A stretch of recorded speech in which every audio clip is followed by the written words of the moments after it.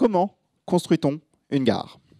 Tout commence par un besoin que l'on fournit à une équipe que l'on va appeler les études, qui vont se préoccuper de résoudre ce besoin en produisant des plans techniques. Ces plans techniques sont une description des composants, des rouages de notre gare et de la manière dont ils doivent être connectés les uns par rapport aux autres. La deuxième étape, c'est de réaliser ces plans techniques sur le terrain, avec quelque chose en plus. Il y a une autre équipe, que l'on va appeler les essais, qui vont effectuer des tests sur notre gare, afin de vérifier tout d'abord que le besoin est bien suivi, mais également pour vérifier que les plans techniques ne contiennent pas d'erreurs qui pourraient présenter des problèmes de sécurité. En quelque sorte, on observe la gare à la loupe afin d'observer les engrenages et vérifier qu'ils sont bien tous connectés comme ils le doivent. Et si ce n'est pas le cas, on a un problème qu'il faut remonter aux études, qui vont devoir corriger leur plan technique, le renvoyer aux essais, qui vont devoir refaire tous leurs tests, et là, s'ils retrouvent un problème, ainsi de suite.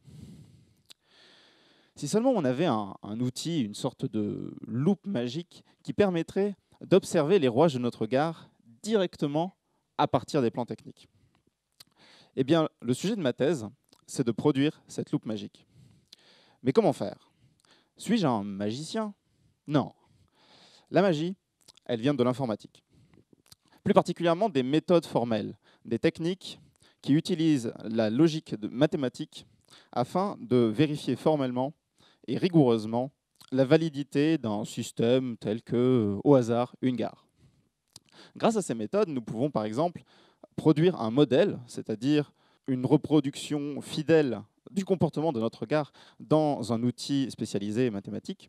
Et nous pouvons également exprimer des propriétés de sécurité ferroviaire dans cet outil afin de savoir si notre modèle respecte bien ces propriétés.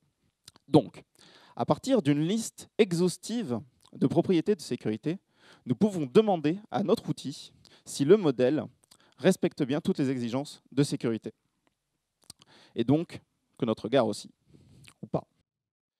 Il reste le plus dur à faire, c'est-à-dire obtenir le modèle de notre gare et cette liste exhaustive de propriétés de sécurité uniquement à partir des plans techniques, et ce, automatiquement.